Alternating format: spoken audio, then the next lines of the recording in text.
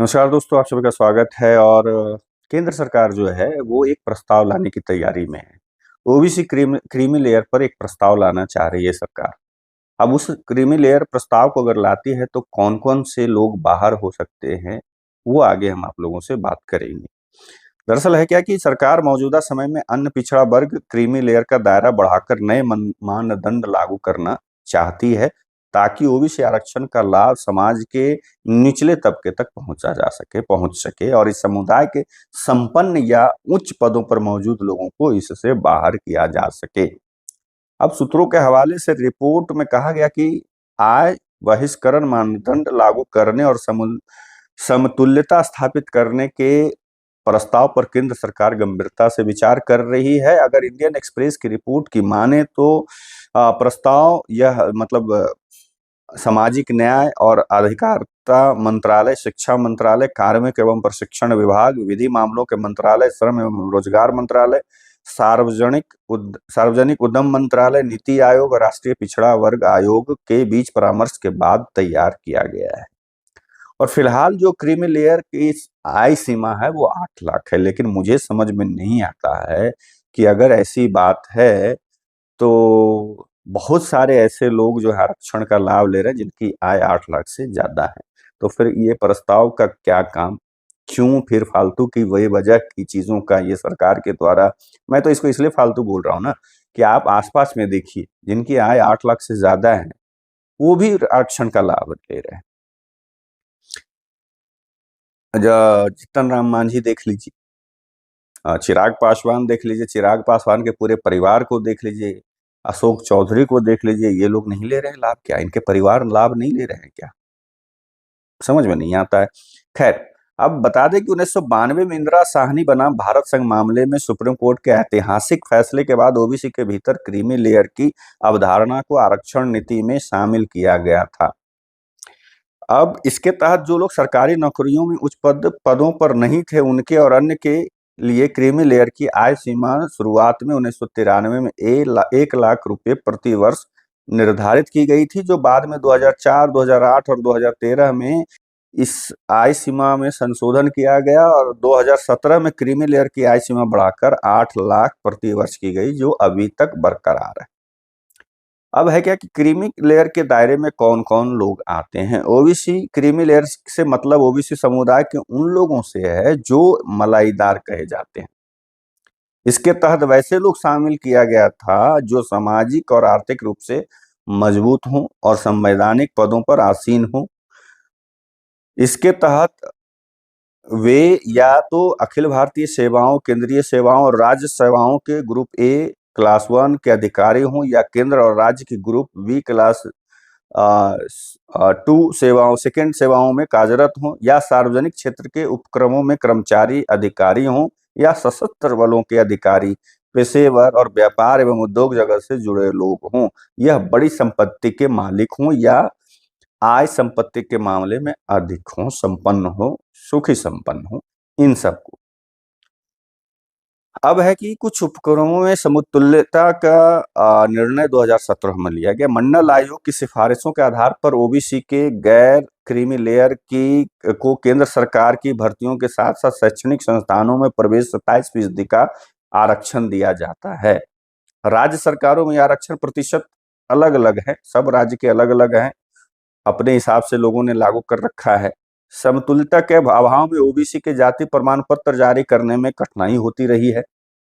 हालांकि कुछ केंद्रीय सार्वजनिक क्षेत्रों के उपक्रमों में समतुल्यता का निर्णय 2017 में लिया गया था, लेकिन निजी क्षेत्र के साथ साथ विश्वविद्यालय, शैक्षणिक संस्थानों और राज्य सरकार के विभिन्न संगठनों के लिए यह अभी भी लंबित है। सरकार अब इसे भी उस दायरे में लाना चाहती है।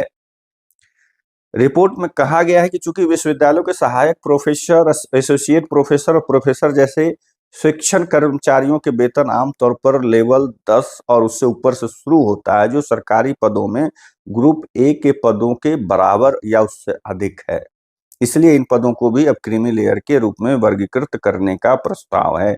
इसका सीधा सीधा अर्थ ये है कि अगर समतुलता प्रस्ताव लागू किया तो इन पदों पर कार्यरत लोगों के बीच ओबीसी पर आरक्षण का लाभ नहीं उठा पाएंगे। इसी तरह निजी क्षेत्र में भी पदों की विभिन्न कैटेगरी, उनके वेतन और सुविधाओं को देखते हुए सरकार समतुलता स्थापित करना चाह रही, यानी प्राइवेट सेक्टर में भी जो लोग पद और वेतन के लेवल के मामले में 10 के समकक्ष हैं, वो भी इस क्रीमी लेयर के दायरे में लाए जा सकते हैं। अब रिपोर्ट में कहा गया है कि केंद्र ये राज्य निकायों, राज्य स्वायत्त निकायों और केंद्रीय राज्य वैधानिक संगठनों के लिए भी उनके स्तर, समूह, वेतनमान जैसा भी मामला हो के आधार पर केंद्र सरकार के अधिकारियों की सूची के साथ समतुलता स्थापित करने का प्रस्ताव है, क्योंकि वे केंद्र और राज्य सरकारों की संबंधित श्रेणियों का वेतनमान अपनाते हैं। इसी प्रकार विश्वविद्यालयों के गैर शिक्षण कर्मचारियों को उनके स्तर, समूह, वेतनमान के आधार पर क्रीमी लेयर में लाने का प्रस्ताव है। इसी तरह राज्य के सार्वजनिक उपक्रमों में कार्यरत लोगों को केंद्रीय सार्वजनिक उपक्रमों में कार्यरत लोगों के 2017 के समतुलता के दायरे में लाने का प्रस्ताव है।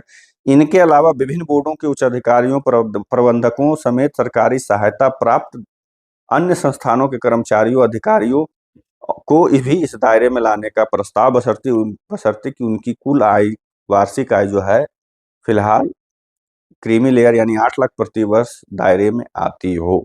अब है क्या कि इसमें जितने भी, सबसे पहला जो ये अगर ये लागू होता है तो सबसे पहले जो केंद्र में मतलब केंद्र में कार्यरत है, केंद्र में कर्मचारी हैं या किसी सरकार, स्टेट गवर्नमेंट के अंदर में काम कर रहे हैं, विश्वविद्यालय में काम कर रहे हैं, उन लोगों के, क्योंकि उन लोगों का तो सारा आंकड़ा सरकार के पास है।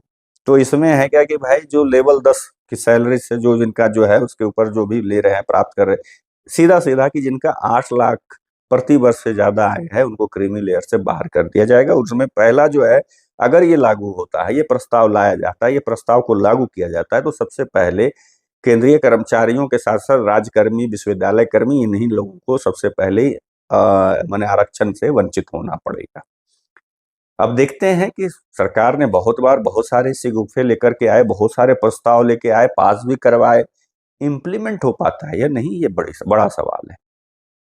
क्योंकि जैसे ही ये सब चीज होगा, प्राइवेट सेक्टर में एक तरफ आरक्षण लाने के लिए दूसरे दलों के लोग या सब लोग बात कर रहे हैं कि प्राइवेट में भी आरक्षण मिले, तो यहाँ पे प्राइवेट में ये हो रहा है कि भाई उनको भी, प्राइवेट में जो ज्यादा कमा रहे हैं उनको आरक्षण से वंचित किया जाए। तो यहाँ पे जो लड़ाई चलेगी वो सरकार, केंद्र सरकार को पता है कि ये लड़ाई जो है भयंकर हो जाएगी, फिर भी क्यों ये प्रस्ताव लेकर आ रही है, समझ से बाहर है।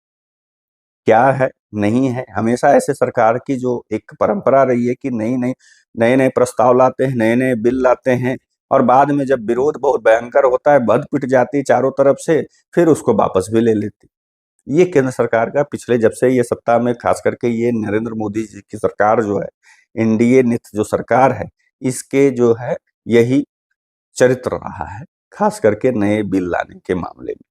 अब आप लोगों का क्या कहना है कि क्या ये सरकार की तरफ से जो अभी विचाराधीन है, ये नहीं कि लाया गया, ये जो विचार विमर्श हो रहा है, प्रस्ताव लाने की जो तैयारी चल रही है कि 8 लाख से ज्यादा आय वाले जिनके साल भर में है उनको आरक्षण से बाहर रखा जाए, क्रीमी लेयर लागू करते हो, क्या ये आप लोगों को क्या लगता है? इस पर कमेंट करके जरूर बताइएगा। तब तक के लिए आप लोगों से विदा लेता हूँ, दूसरे वीडियो में मिलूंगा, तब तक के लिए नमस्कार।